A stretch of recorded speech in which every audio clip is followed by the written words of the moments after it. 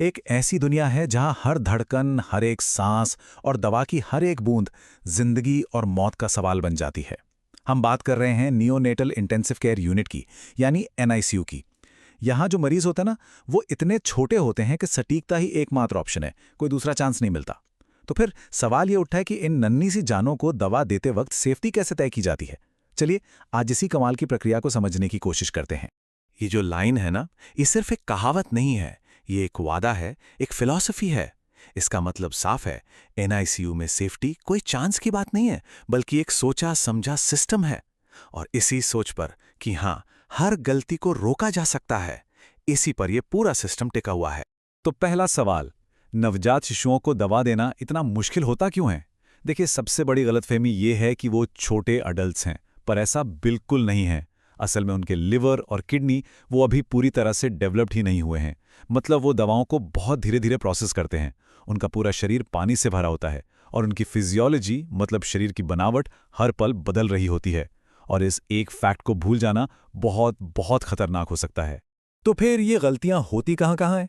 सच तो ये है कि ये कहीं भी हो सकती हैं।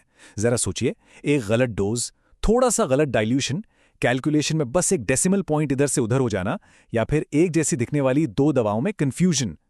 इन नन्हे से मरीजों के लिए मार्जिन ऑफ एरर, मतलब गलती की गुंजाइश, जीरो है, बिल्कुल जीरो। और नतीजों के बारे में तो हम सोच भी नहीं सकते। ठीक है, तो जब इतने सारे खतरे हैं, हर कदम पे रिस्क है, तो फिर सेफ्टी की पहली दीवार क्या है? वो क्या चीज है जो इन नन्हे मुन्नों को हर मुमकिन गलती से बचाने के लिए सबसे पहले खड़ी होती है? इसका जवाब है एक बहुत ही मजबूत, एक यूनिवर्सल प्रोटोकॉल में, जिसे कहते हैं सुरक्षा के 10 अधिकार या द 10 राइट्स ऑफ सेफ्टी। और ये सिर्फ कुछ नियमों की लिस्ट नहीं है, नहीं, ये एक पूरी सोच है, एक फिलॉसफी है, जो एनआईसीयू में होने वाले हर छोटे बड़े काम की नींव है। तो ये हैं वो 10 अधिकार। सही बच्चा, सही दवा, सही डोज, सही समय। हर एक स्टेप पर एक चेक पॉइंट है। ये एक ऐसी जबरदस्त चेकलिस्ट है जिसे बनाया ही इसीलिए गया है ताकि हर मुमकिन इंसानी भूल को पकड़ा जा सके। मतलब यहाँ कोई भी स्टेप बिना डबल चेकिंग के आगे बढ़ ही नहीं सकता। और हाँ, ये कोई कभी कभी करने वाली चीज नहीं है। ये होता है हर एक दवा के लिए, हर एक डोज के लिए, बार बार। यही कंसिस्टेंसी सेफ्टी की गारंटी बनती है। यहाँ कोई शॉर्टकट नहीं चलता, कोई बहाना नहीं, हर एक बार। चलिए अब ये देखते हैं कि ये नियम असल में काम कैसे करते हैं। अब हम घसने वाले हैं डोज कैलकुलेशन की दुनिया में, एक ऐसा विज्ञान जहां हर मिलीलीटर की कीमत होती है। अब पहली नजर में ये एक सिंपल सा मैथ्स का फॉर्मूला लग सकता है ना? लेकिन जरा सोचिए, जब मनीष का वजन ही कुछ किलो हो, तो इस फॉर्मूले का हर एक हिस्सा एकदम क्रिस्टल क्लियर और सटीक होना चाहिए। यहां एक डेसिमल पॉइंट की गलती बहुत भारी पड़ सकती है। आइए इसको एक असली उदाहरण से समझते हैं। मान लीजिए एक 2.4 किलो का बच्चा है और उसे एक एंटीबायोटिक एमिकासिन देने की जरूरत है। अब नर्स का काम है कि वो इसकी एकदम सही मात्रा कैलकुलेट करे। और सही जवाब क्या है? सिर्फ 0.28 ml। ये पानी की कुछ बूंदों से ज्यादा नहीं है। अब शायद अंदाजा लग रहा होगा कि यहाँ गलती की गुंजाइश जीरो क्यों है। यहाँ तो 1 मिलीलीटर का 100वां हिस्सा भी जिंदगी और मौत के बीच का फासला तय कर सकता है। लेकिन इतनी कम मात्रा को सेफली दिया कैसे जाए? यहीं पर काम आता है डाइल्यूशन। और ये सिर्फ दवा तैयार करने का एक स्टेप नहीं है, बल्कि एक बहुत ही जरूरी सेफ्टी मेजर है। दवा को पतला करने यानी डाइल्यूट करने से यह पक्का हो जाता है कि वो बच्चे की नाजुक नसों को नुकसान पहुंचाए बिना धीरे धीरे और सुरक्षित तरीके से शरीर में जाए। और ये एक बहुत ही सख्त वार्निंग है, एक गोल्डन रूल है। कॉन्सेंट्रेटेड दवाएं बहुत ज्यादा ताकतवर होती हैं और वो बच्चे के सिस्टम पर एकदम से असर डाल सकती हैं। इसलिए ये नियम कभी नहीं तोड़ा जाता और ये सेफ्टी प्रोटोकॉल का एक बहुत बहुत जरूरी हिस्सा है। अच्छा, अब बात करते हैं उन दवाओं की जिनके लिए सावधानी का लेवल और भी ज्यादा बढ़ाना पड़ता है। इन्हें कहते हैं हाई अलर्ट दवाएं।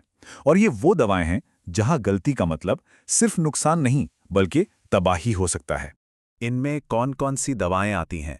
जैसे कि आइनोट्रॉप्स, मतलब वो दवाएं जो सीधे दिल की धड़कन को कंट्रोल करती हैं। सोचिए, डोपामीन, एड्रेनालिन, या फिर इंसुलिन या पोटेशियम जैसे पावरफुल इलेक्ट्रोलाइट्स। इन दवाओं में जरा सी भी ऊंच नीच बहुत बड़ा नुकसान कर सकती है। तो जाहिर है, इतने बड़े खतरों से निपटने के लिए नियम भी उतने ही सख्त होते हैं। इन दवाओं को हमेशा एक बहुत ही प्रिसाइज मशीन सिरिंज पंप से ही दिया जाता है। हर सिरिंज पर साफ साफ लेबल होता है कि क्या है, कब बना है, और बच्चे के वाइटल साइंस मतलब दिल की धड़कन, ब्लड प्रेशर, इन पर 24 घंटे नजर रखी जाती है। तो ये एक तरह का रिस्क और उसे संभालने के तरीकों का परफेक्ट बैलेंस है।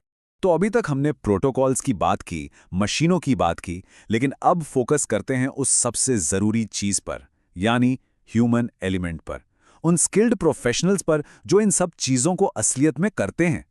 लेकिन एक सवाल है, इतने सारी सेफ्टी चेक्स के बाद भी अगर फिर भी कोई गलती हो जाए तो तब क्या होता है? ये जानना भी इस पूरे सेफ्टी सिस्टम को समझने के लिए बहुत जरूरी है। ऐसी सिचुएशन में एक बहुत ही क्लियर कट प्रोटोकॉल फॉलो किया जाता है।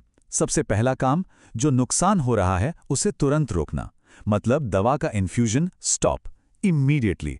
इसके बाद सीनियर डॉक्टर और पूरी टीम को बताया जाता है, जो कुछ हुआ उसे डिटेल में डॉक्यूमेंट किया जाता है, और सबसे जरूरी, बच्चे को बहुत क्लोजली मॉनिटर किया जाता है कि उस पर कोई बुरा असर तो नहीं पड़ रहा। तो हमने मैथ्स देख लिया, मशीनें देख लीं, प्रोटोकॉल्स देख लिए, लेकिन इन सब के बाद सेफ्टी का जो आखिरी और सबसे मजबूत ताला है, वो क्या है? इसका जवाब है एक भरोसेमंद साथी, एक ट्रस्टेड कॉलीग। जी हां, हर एक कैलकुलेशन, हर एक डाइल्यूशन और हर हाई अलर्ट दवा को देने से पहले एक दूसरा ट्रेंड प्रोफेशनल उसे दोबारा जांचता है। क्योंकि आखिर में सारे प्रोटोकॉल्स और सारी मशीनों के बाद यही इंसानी भरोसा, यही टीम वर्क इन नन्हे से मरीजों के लिए सेफ्टी का सबसे आखिरी और सबसे मजबूत कवच बनता है।